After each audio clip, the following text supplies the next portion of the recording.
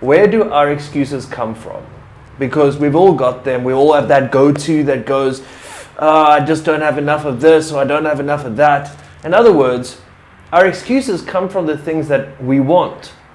So in this article, I talk about 3 things that you secretly want that actually is getting in the way of your productivity. So the first thing that I'm interested in kind of breaking down with you is the idea around inspiration. Now, a lot of people who are creative still believe in the concept of inspiration. So the way in which I break down inspiration is that, you know, when you've got just a habit that you do every single day, like you're brushing your teeth, or you're doing the laundry, or you're washing dishes, and just everyday stuff. While you're doing that, have you ever had that feeling where this aha moment arrives? Because your brain got to chill for a little bit, it got to rest.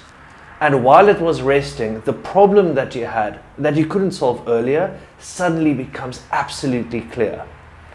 That is inspiration to me. It is when the conscious mind is chilled and resting, and it gets to wander and think about things, and you're not really in control of where your mind is going, and your unconscious mind gets to align the solution for you based on all the information that you have. So, what I don't dig is when people tell me, yeah, I couldn't do it because I wasn't feeling inspired, or people say, oh, I didn't do it because I wasn't feeling moved, or inspiration didn't strike. You know, as if there's some lofty artist that will only work when they're feeling inspired. It's like, oh, I couldn't possibly work just because that's what work is. Work is work because you do it every single day. The best painters, the best writers, they are that because that's what they do. They don't wait for inspiration to strike to create incredible work. They do it because that's their craft and that's what they do every single day. Using inspiration as an excuse only tells me that you're scared of work. You're scared to get it done. You're scared to wake up every day and spend 4 to 8 hours only doing that thing. If you aren't doing that, then you can't call yourself the thing. You can't call yourself a painter if you paint 2 hours a week, because that's when inspiration struck at 2 o'clock in the morning after having too much wine. You felt like a dash of painting. You're not a painter. We can hardly say that you have a hobby. But if anyone were to say you're not a painter, you'd get offended. Or anyone said, why aren't you painting more? You'd give an excuse. And the excuse would be, I only paint when I'm inspired. So, those are the stories that we tell ourselves. These are the excuses that we have. The next one, and it's a little bit more subtle, it's a little bit more complicated, and for many people, it's a little bit more sad, it's a little bit more vulnerable and real, is that, and we don't talk about this. We don't advertise this. So in the way we go inspiration, we'd say out like, I wasn't feeling inspired. This is the one we don't talk about. But we all want it.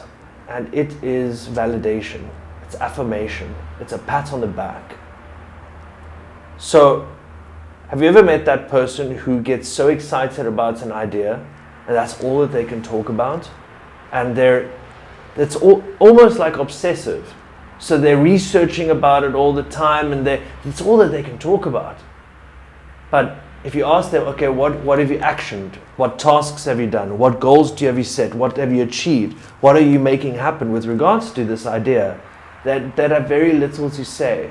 Because the reason why they're so obsessed about the idea and they love sharing it so much is because that's actually the payoff.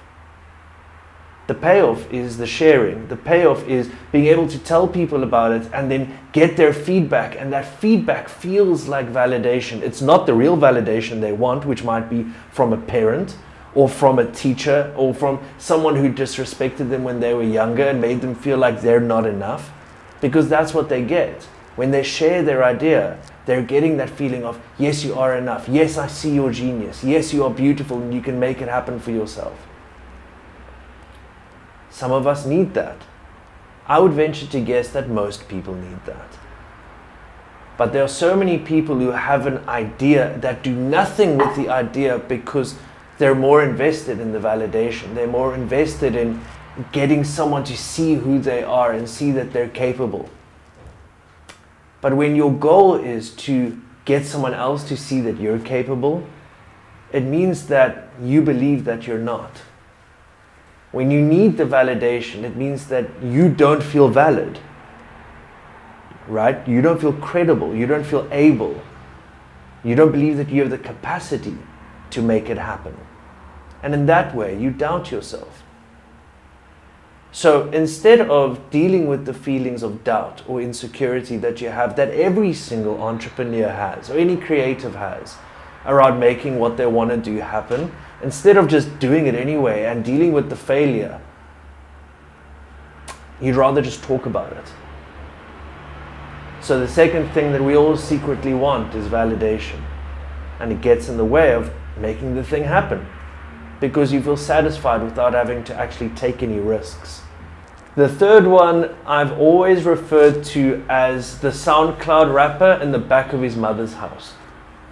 For people who don't know what SoundCloud is, I will give another example, and I would say this is the person who starts a restaurant, doesn't advertise, and is angry and shocked at no one arriving at the restaurant.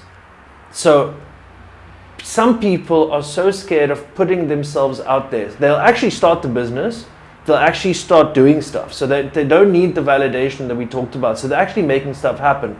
But there's a part of them that feels entitled. It's like, it's that whole field of dreams. If you build it, they will come. That only works in a film with Kevin Costner. It doesn't work in real life. If you build it, they won't just come. You need to create an environment and a story that attracts people and builds recommendation, which is the third thing that we all secretly want, but gets in the way of our productivity.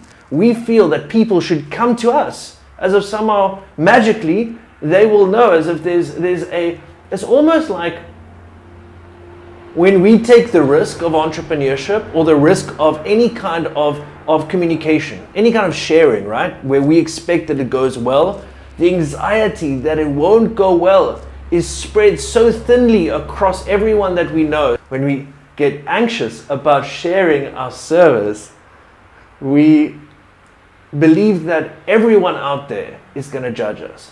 Everyone out there is going to have a problem with it. No one is going to, we tell ourselves stories. So when we actually do it, the opposite is true, which is that we think that everyone is going to know. In the same way that we felt like everyone's going to judge us, we expect that everyone will know that we have now started this restaurant. So it's the complete opposite. It's from one excuse to another. The first excuse is I can't do it because people are going to judge me. The other is I've done it now. Why is no one here? Everyone should know that I've done it, but there's no one there. And they're not there because you haven't told the story. You haven't reached out. You haven't been proud of what it is that you're doing to the point where you're happy to talk about it all the time. And to talk about it in a way that's actually interesting to your audience. To actually create content and to create meaningful story for people to feel related to feel connected to.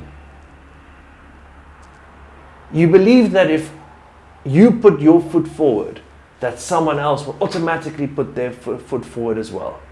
The world does not work that way. You need to create an environment and a list of actions and a list of strategies. You need to create a strategy to be able to get your product or your service out there so that more people know what you're doing. You cannot sit back and expect people to come to you. That's the problem with the SoundCloud rapper. He puts things up on SoundCloud and expects that that somehow magically people are going to just find him. This is the problem with the SoundCloud rapper. He puts up 5 songs and then is surprised when only his mom and her friends listen to it. He needs to network. He needs to collaborate. He needs to get out there. And that's the hard part. Stepping outside of your comfort zone, reaching out, sharing yourself, being proud of what you're doing has an inherent risk because some people might not like it. And that might be the thing that you're scared of. So instead of dealing with that fear, you stay in the back of your mom's house and you put it up and then get angry that no one else has listened to it. But you're only fooling yourself. So those are the 3 things that we all secretly want. We all want to feel inspired. we all want to feel validated, and we all want to feel like what we're doing is worth people talking about and finding us, instead of us constantly having to find them and pulling them towards what we're doing. But they're also excuses, and they're getting in the way of what could be. And I think that's the beautiful thing about entrepreneurship, is that question of what could it be is in our hands. It's like we get to make it up, and we get to fail, and we get to figure it out, but we get to take an adventure of what could it be. So in a way, our excuses are our needs and our wants in disguise. They are unproductive wants and needs in a particular way. And when we're trying to better understand that direction, where we need to go, or what we need to do to be able to get to where we want to be, we need to ask ourselves, what do we fuel our excuses with? Why do we want what we want? In other words, why do we want to feel inspired? Why do we want to feel valid? Why do we want to feel like what we're doing is worth recommendation? And are those excuses, are they getting in the way of what it is that we're trying to do? So I hope that this article and this video, I'm kind of trying this thing where I'm bringing out an article, and then I'm also just elaborating and sharing a little bit more insight about what I mean by the article by doing a video. So I hope that you guys liked it. If you guys did, then what I would love you to do, it would feel special to me, is if you were to go into the comments, even if you just say hi, even if you just like right now, if you were to go hi, just go hi, then I'll say hi back, and then maybe we can talk, and you can tell me about which one of these 3 things you secretly want and how it's getting in the way of what you actually need to be doing, and maybe we can have a conversation. That would be cool for me. It's kind of why I'm doing this, and that'll be rad. So let me know how this went, and if you can like and you can subscribe. If you want to be very special, you can press the bell button, because that then means that you get notifications on your phone about when I bring out another video, which will be regularly, so that might be useful. Okay, so now I've asked you a whole bunch of stuff, and hopefully you'll do them, and hopefully I've given you enough value to not make it feel creepy. But okay, if you liked this video, if it was meaningful to you, if somehow you related to it and it kind of was like, oh, my excuses are not good for me, and there are the things that I want that I think are good for me, and oh, this is confusing, but now it makes sense. If that happened, then I'm really happy. If it moved you in any kind of way and you want to connect with me, you just say hi, I'll say hi back, and then we'll start, the conversations will start flowing, and that's exciting. Otherwise, like the video, that'll be cool. Subscribe, I'm going to be doing more of these, talking about how do we make stuff happen, why do we share stuff, and how do we communicate better, and all kinds of cool stuff about entrepreneurship. So if you dig it, I'm glad. Thank you so much. Take care. Bye.